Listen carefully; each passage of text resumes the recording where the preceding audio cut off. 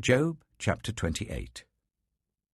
There is a mine for silver, and a place where gold is refined. Iron is taken from the earth, and copper is smelted from ore.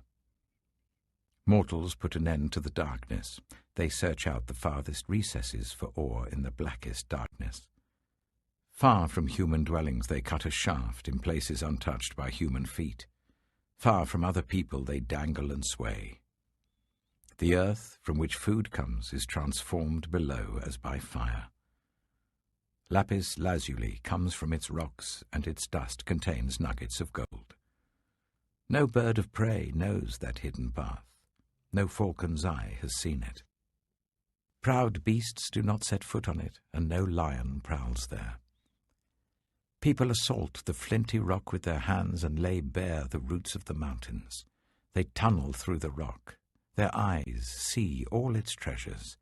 They search the sources of the rivers and bring hidden things to light.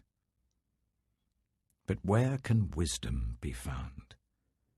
Where does understanding dwell? No mortal comprehends its worth. It cannot be found in the land of the living. The deep says, "It is not in me." The sea says, "It is not with me." It cannot be bought with the finest gold, nor can its price be weighed out in silver.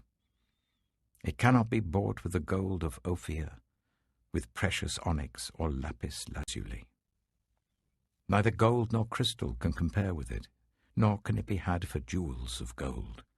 Coral and jasper are not worthy of mention. The price of wisdom is beyond rubies.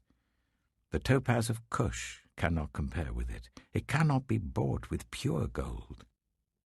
Where then does wisdom come from? Where does understanding dwell?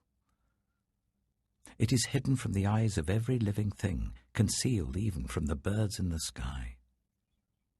Destruction and death say, "Only a rumor of it has reached our ears." God understands the way to it, and he alone knows where it dwells. For he views the ends of the earth and sees everything under the heavens. When he established the force of the wind and measured out the waters, when he made a decree for the rain and a path for the thunderstorm, then he looked at wisdom and appraised it. He confirmed it and tested it. And he said to the human race, "The fear of the Lord, that is wisdom, and to shun evil is understanding." Job chapter 29. Job continued his discourse. "How I long for the months gone by, for the days when God watched over me, when his lamp shone on my head, and by his light I walked through darkness. Oh, for the days when I was in my prime, when God's intimate friendship blessed my house, when the Almighty was still with me and my children were around me, when my path was drenched with cream, and the rock poured out for me streams of olive oil. When I went to the gate of the city and took my seat in the public square, the young men saw me and stepped aside, and the old men rose to their feet. The chief men refrained from speaking and covered their mouths with their hands. The voices of the nobles were hushed, and their tongues stuck to the roof of their mouths. Whoever heard me spoke well of me, and those who saw me commended me, because I rescued the poor who cried for help, and the fatherless who had none to assist them. The one who was dying blessed me. I made the widow's heart sing. I put on righteousness as my clothing, justice was my robe and my turban. I was eyes to the blind and feet to the lame. I was a father to the needy. I took up the case of the stranger. I broke the fangs of the wicked and snatched the victims from their teeth. I thought, I shall die in my own house, my days as numerous as the grains of sand. My roots will reach to the water, and the dew will lie all night on my branches. My glory will not fade. The bow will be ever new in my hand. People listened to me expectantly. waiting in silence for my counsel. After I had spoken, they spoke no more. My words fell gently on their ears. They waited for me as for showers, and drank in my words as the spring rain. When I smiled at them, they scarcely believed it. The light of my faith was precious to them. I chose the way for them and sat as their chief. I dwelt as a king among his troops. I was like one who comforts mourners. Romans, chapter 13. Let everyone be subject to the governing authorities, for there is no authority except that which God has established. The authorities that exist have been established by God. Consequently, whoever rebels against the authority is rebelling against what God has instituted, and those who do so will bring judgment on themselves. For rulers hold no terror for those who do right, but for those who do wrong. Do you want to be free from fear of the one in authority? Then do what is right, and you will be commended. For the one in authority is God's servant for your good. But if you do wrong, be afraid, for rulers do not bear the sword for no reason. They are God's servants, agents of wrath, to bring punishment on the wrongdoer.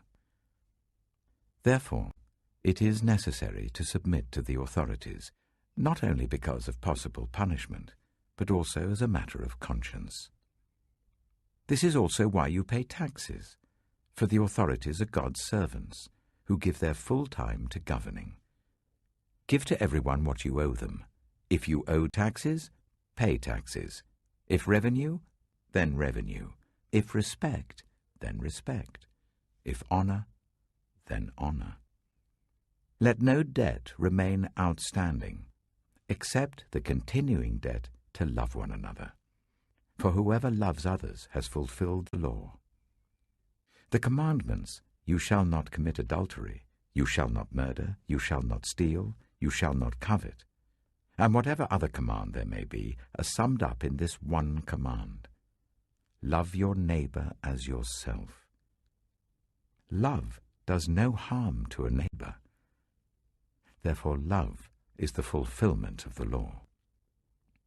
And do this, understanding the present time. The hour has already come for you to wake up from your slumber, because our salvation is nearer now than when we first believed. The night is nearly over. The day is almost here. So let us put aside the deeds of darkness and put on the armor of light.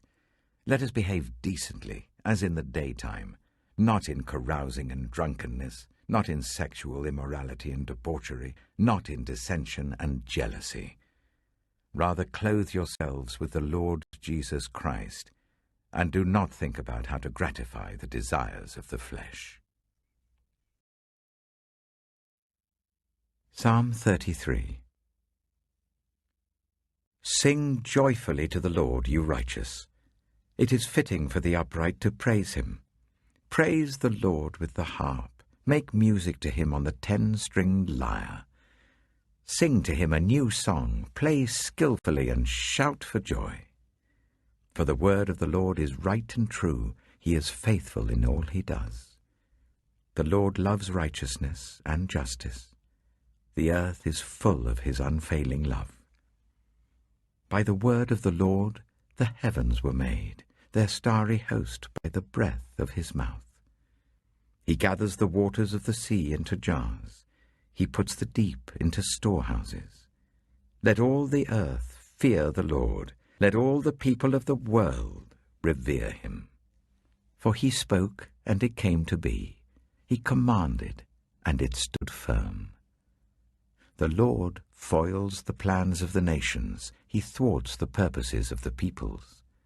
But the plans of the Lord stand firm forever, the purposes of his heart through all generations.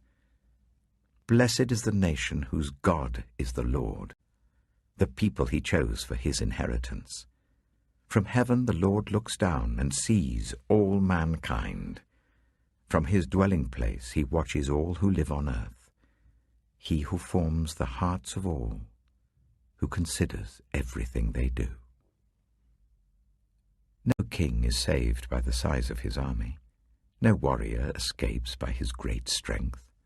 A horse is a vain hope for deliverance. Despite all its great strength, it cannot save. But the eyes of the Lord are on those who fear him, on those whose hope is in his unfailing love, to deliver them from death and keep them alive in famine. We wait in hope for the Lord. He is our help and our shield. In him our hearts rejoice, for we trust in his holy name. May your unfailing love be with us, Lord, even as we put our hope in you. Proverbs chapter 28. The wicked flee, though no one pursues, but the righteous are as bold as a lion. When a country is rebellious, it has many rulers, but a ruler with discernment and knowledge maintains order. A ruler who oppresses the poor is like driving rain that leaves no crops. Those who forsake instruction praise the wicked, but those who heed it resist them. Evildoers do not understand what is right, but those who seek the Lord understand it fully. Better the poor, whose way of life is blameless, than the rich, whose ways are perverse. A discerning son heeds instruction, but a companion of gluttons disgraces his father. Whoever increases wealth by taking interest or profit from the poor amasses it for another, who will be kind to the poor. If anyone turns a deaf ear to my instruction, even their prayers are detestable. Whoever leads the upright along an evil path will fall into their own trap, but the blameless will receive a good inheritance.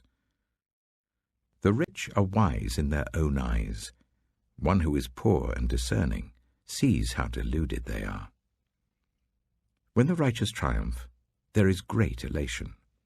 But when the wicked rise to power, people go into hiding. Whoever conceals their sins does not prosper, but the one who confesses and renounces them finds mercy. Blessed is the one who always trembles before God, but whoever hardens their heart falls into trouble. Like a roaring lion or a charging bear is a wicked ruler over a helpless people. A tyrannical ruler practices extortion, but one who hates ill-gotten gain will enjoy a long reign. Anyone tormented by the guilt of murder will seek refuge in the grave. Let no one hold them back. The one whose way of life is blameless is kept safe, but the one whose ways are perverse will fall into the pit.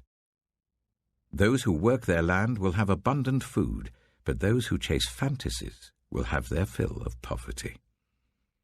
A faithful person will be richly blessed, but one eager to get rich will not go unpunished. To show partiality is not good, yet a person will do wrong for a piece of bread. The stingy are eager to get rich, and are unaware that poverty awaits them.